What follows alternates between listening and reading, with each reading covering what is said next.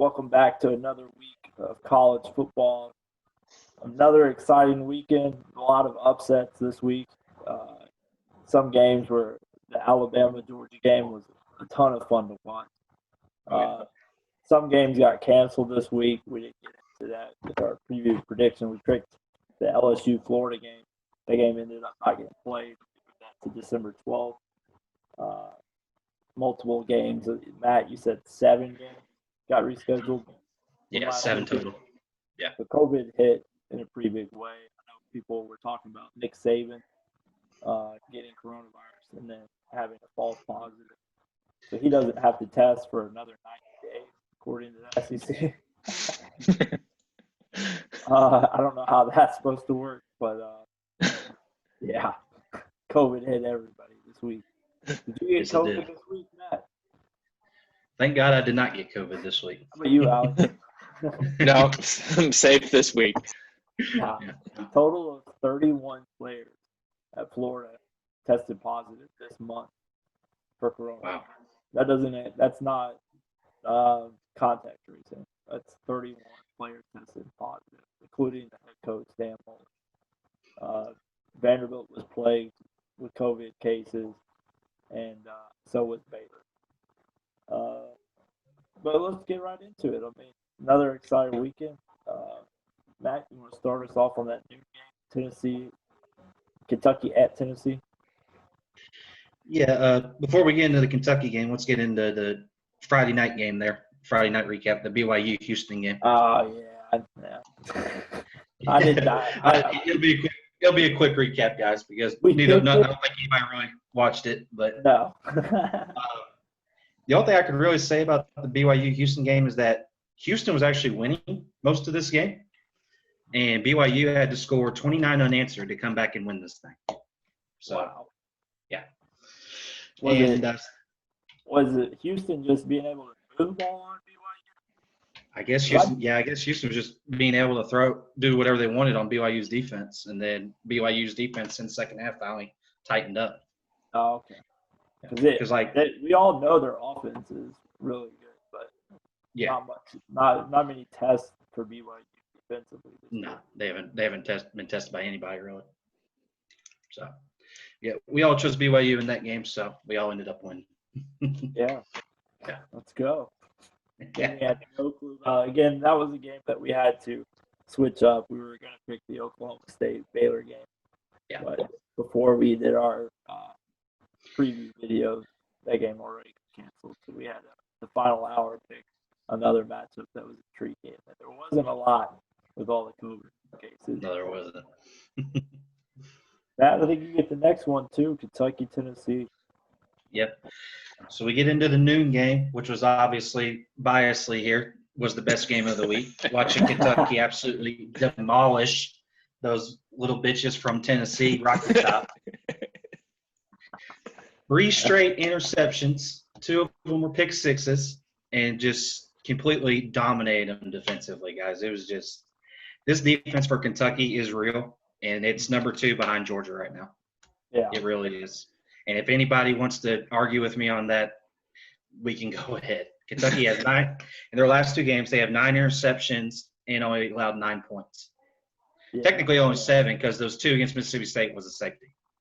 So – yeah, and if you look, like a couple big plays away in that Auburn game where it was 50-50 balls that Auburn was able to capitalize on Kentucky's defense. Yeah. And Ole Miss is putting up points on everybody. So that's nothing to shake a hat. But the next 2 games, it's a very impressive defense, especially in that secondary. Yeah, but it was absolutely awesome. 34-7. It's always good. We hadn't won in Knoxville since 1984, so I was not even a thought in 1984. So it's always good to beat my least favorite team in the SEC. So, did you get to see this, Alex? Yeah. What? Yeah. Yeah, no, I honestly, I thought he has to be so happy when I was watching it. Because I mean, I know, like, especially when you're playing a rival, and but to beat them that bad, that's always awesome. But yeah, no, I thought Kentucky was going to win that one. But what was impressive, I mean, I don't think any of us knew or thought that they were going to beat them that bad. I thought they were going to pull it off, but I was really impressed. Just like you said, the defense, the pick six. I mean, the game had it all when it comes to dominating Tennessee. Yeah. And Tennessee switched up a quarterback multiple times. Garantano is their boy. Most Tennessee fans, it's about 50-50 on it. And I'm sure now you're talking about 20% of the fan base now supports Garantano. He is the biggest Jekyll and Hyde in the entire SEC. I mean, within a series, he is so inconsistent. Like, some quarterbacks have good games and bad games. But Garantano will turn around and throw a curl down the field, and then the very next play he'll sit there and throw it in no man's land straight to the defensive back. Crazy game, man. I'm surprised Tennessee didn't just run the ball most of the game.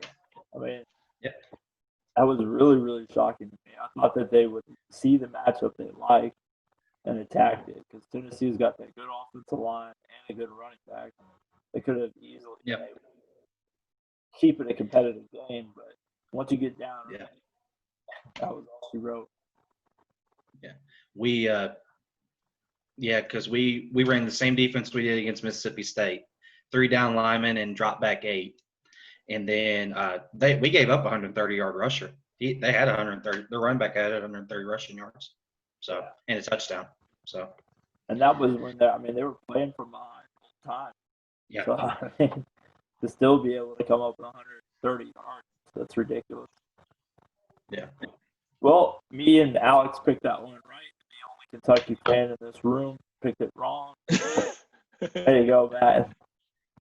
I still appreciate your logic there. I mean, they won twice in 37 years, something like that. Yeah. I understand. that you would pick against Kentucky, especially with all the close games, close calls. Kentucky just wasn't able to squeeze away. They left little doubt on Saturday, though. Yeah. They left little doubt on Saturday. I think this was you, Alex. Auburn at South Carolina. Yeah, so Auburn, South Carolina. I think that one I originally had picked Auburn. I think, did you guys pick Auburn as well, both of you? Yeah. I mean, I don't know. We thought from that last week, like barely squeaking out of that win with Arkansas, we thought they would be like, kind of finally figure everything out. But I don't know. I think it's just Bo Nix. I mean, he threw 3 interceptions. I don't know. It was just a sloppy game, and South Carolina was able to capitalize on every single one of those mistakes.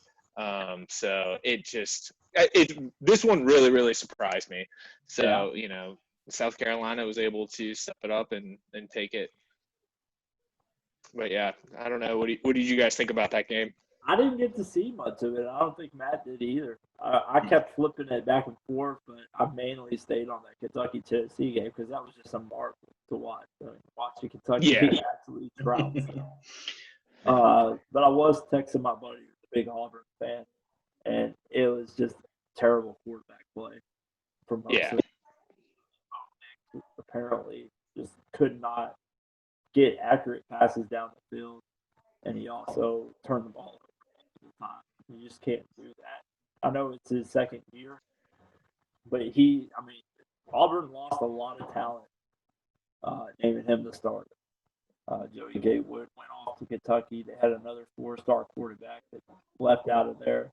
All for a quarterback who so far is looking very mediocre. And it could be the biggest mistake for Mouse. Fans are already impatient. They already want to see him gone. And they're not making any improvement on offense. Their defense still looks pretty tough, but their offense is just, if they're not getting the ball to Seth Williams, it's just anemic. Well, and that was one of them. I mean, you talk about one part of the game that I was watching. It was like, he already threw some interceptions, Nix, and he threw a ball. I think it was to Williams, and it was just so underthrown, and Williams was able to still come up with it. And it's just like, I mean, that should have – if it was any other receiver, that would have been another interception. So Yeah. it's just, it's like you said, it's reckless quarterback play, and it comes back to haunt you if a team's able to intercept the ball and then all of a sudden you have a lopsided game that you can't get out of. Mhm. Yeah, I thought going into the season, Auburn could easily compete for the West if they got a good Bo Nix play and if they could figure out their defensive backs. And it don't look like they're getting either one of them right now. So it's going to be a tough year for Auburn. The schedule doesn't get any easier for them. They still have Alabama on the schedule. They still have LSU, Texas A&M. They did get Georgia out of the way, but that was a bad-looking loss. And then they followed that up with another loss to South Carolina. It's going to be a rough season. They should have lost to Arkansas. I mean, Yeah. I'm not letting that one go. No, I'm not either. No.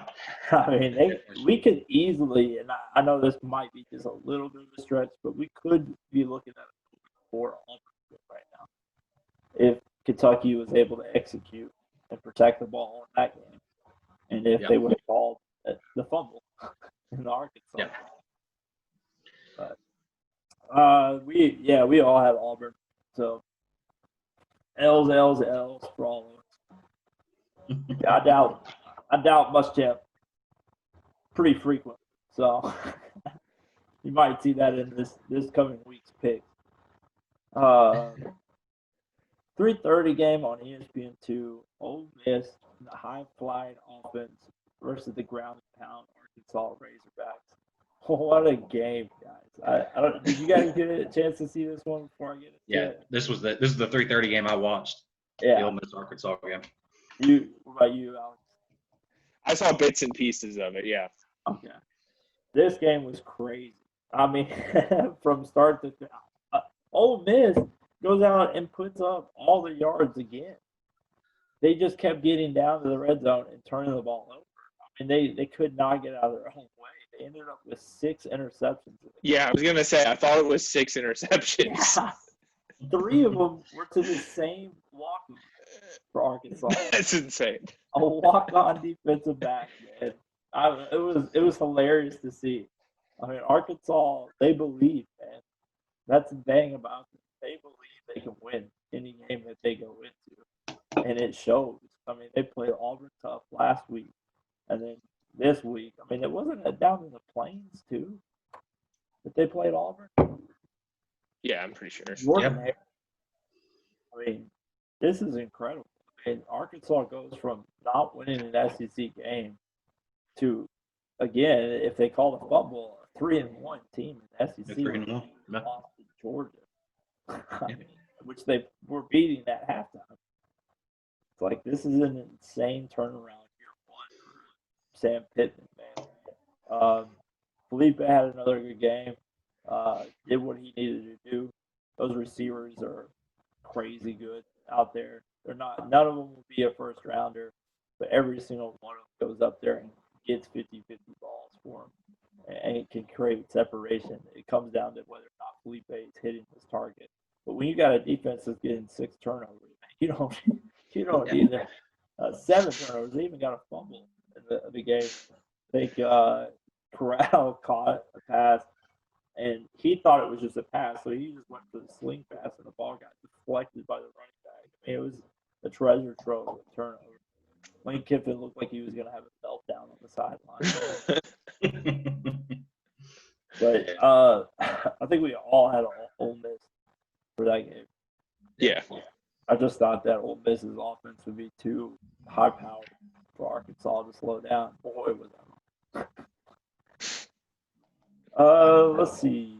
4 o'clock on SEC Network is another game of SEC West foes. Texas A&M traveling into Mississippi State. And again, probably the loudest stadium you'll hear all season, Mississippi State. It don't matter how many fans are in the stands. They got those cowbells going, man. It was getting real loud down there watching it. I don't know what it was like on the field, but definitely as a viewer, it was crazy loud. But another disappointing loss again for Mississippi State. Turnover machine again. now have 16 turnovers in the first 4 games. And to pair that with 6 turnover on downs, I mean, they really struggled to maintain possession. Texas A&M didn't look great. You would have thought maybe a little bit of a hangover. They did get back from playing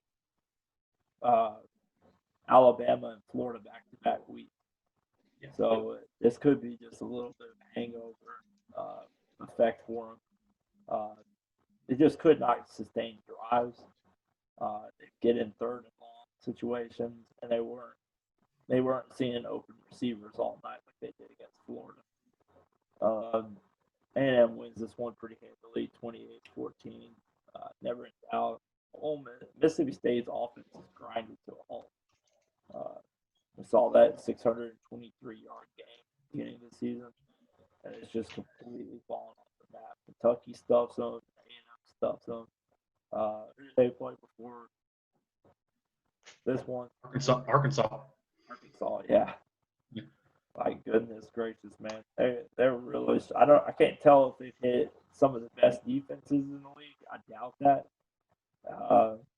I think Kentucky's a really good defense. I think Arkansas has flashes of greatness, but Mississippi State's defense put up, was like 600, almost 600 yards against LSU's offense. We know how many players are out on their offense. Yeah, not a lot of takeaways other than Mississippi State looks terrible, and Texas A&M definitely looked like they were a little bit of a hungover going into Starkville. All right, I'll take care of that game, and of course the LSU-Florida game got postponed. So that left the prime time game, which is the game everybody in the country watched this weekend. 8 o'clock on CBS. It was Georgia at Alabama. Alex, you want to take this one? Sure. So this game just had the drama coming into it, right? Was Nick Saban going to coach? Did he have COVID? No one knows. And I feel like just the lead up to this game, like, I don't know. It's like, was that going to be a factor? We talked about it last week when we were making these picks. Alabama hasn't really been tested yet, and it's so early on in the season that it's so hard to kind of feel out where teams are at. But going in, I think I for sure thought Georgia was going to win this game, and I thought they were going to win it probably by a field goal. The final score was Alabama 41, Georgia 24. I feel like it's one of those games where, it seems like Alabama won by a lot, but a lot of that game, it was pretty close, I would say. It was back and forth.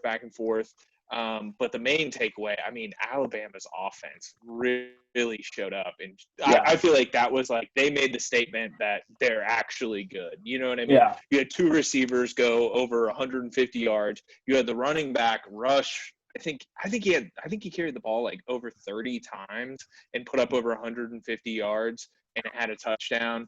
With Georgia, it's the interceptions. That's exactly what killed them. The turnovers. The quarterback threw three interceptions, and I feel like about what was it, the third quarter, maybe early fourth quarter is when Alabama kind of took it away, and then Georgia had that missed field goal where they were just trying to tie it so they could get back into range, and they blew that field goal, and that was it. Yeah. I feel like at that point you knew it was completely done. Yeah. But I feel like it was a statement game for Nick Saban in Alabama to say, hey, we're not done yet. You know what I mean? Like, because I feel like the field this year for Alabama is, they're not the same Alabama. That's what I got. Like, same with like just watching like ESPN and other things. Like, I don't know. They're not like the big, bad, scary Alabama, but then they show up and do this to Georgia, and you can't help but think that they're probably one of the top contenders in the SEC, if not the best. Yeah. Yeah. The thing I took away was the reason why I picked Georgia to win this game was their defense. I thought not they were going to shut Alabama down, but they were going to win the possessions when I didn't see Alabama do it.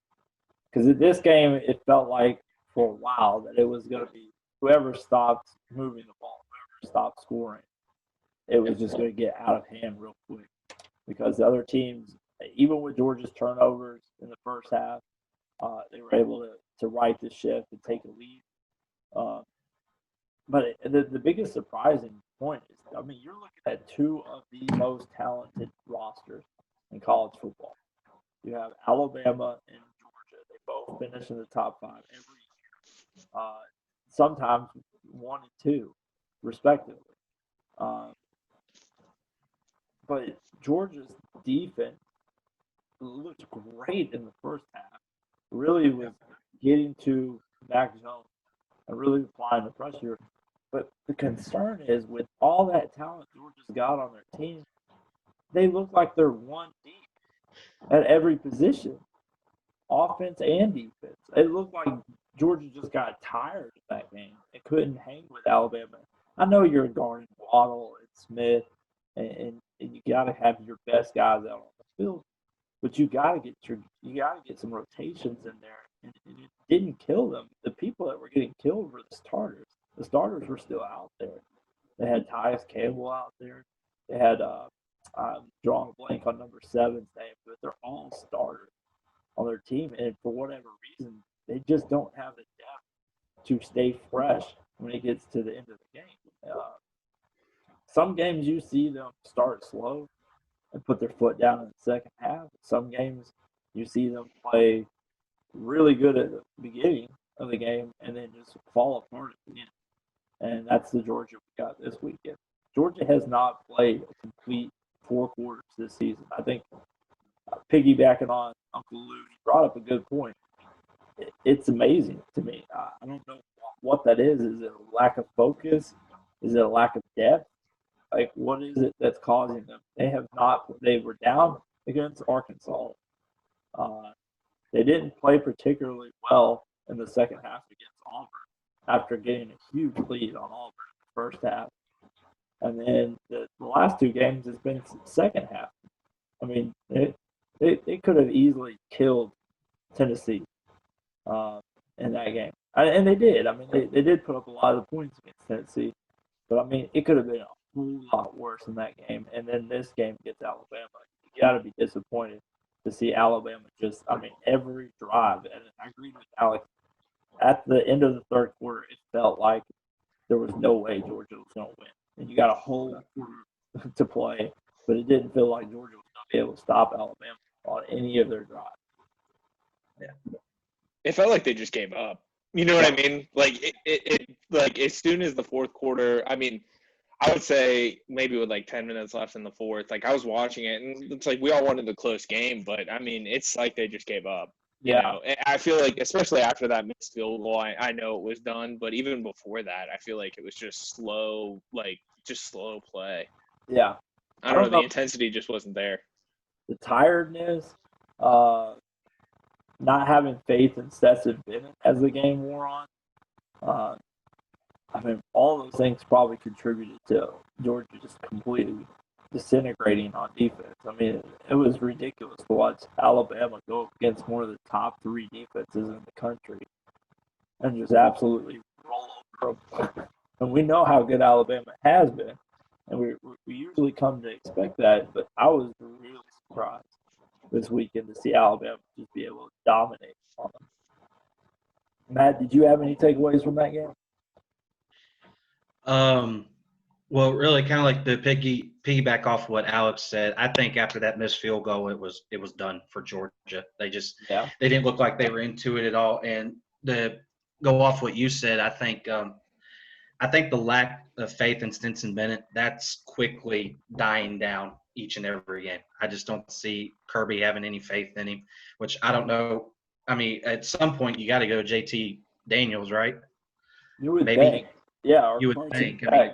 Somebody with some really talent. I mean, that's another 5-star quarterback that they got sitting there is JT Daniels. And I guess he's not medically cleared. I haven't read up on the news yet, but it's surprising that Kirby Smart is sticking with the walk-on. Yeah, and it just but yeah, they're about midway through the third. You just started seeing Mac Jones and Najee Harris take over, and Najee Harris is the best running back, one of, if not the top running back in the SEC, probably behind Hill out of Mississippi State. Yeah. But you just saw them take over, and Georgia couldn't keep up. Yeah. So we'll see. See what they do. I mean, they're on a bye week this week, and then they come back and they come to Lexington. So Georgia, yeah, they needed this bye week, to be honest with you. they did. And part of that, any other final thoughts there, Alex? No, that's really all I had. All right. Me and Alex had Georgia in that game. Matt had Alabama. So that ended up bringing everybody's record to 3-3 on the day. Not great. Yeah. The killers were Auburn and Ole Miss, of course.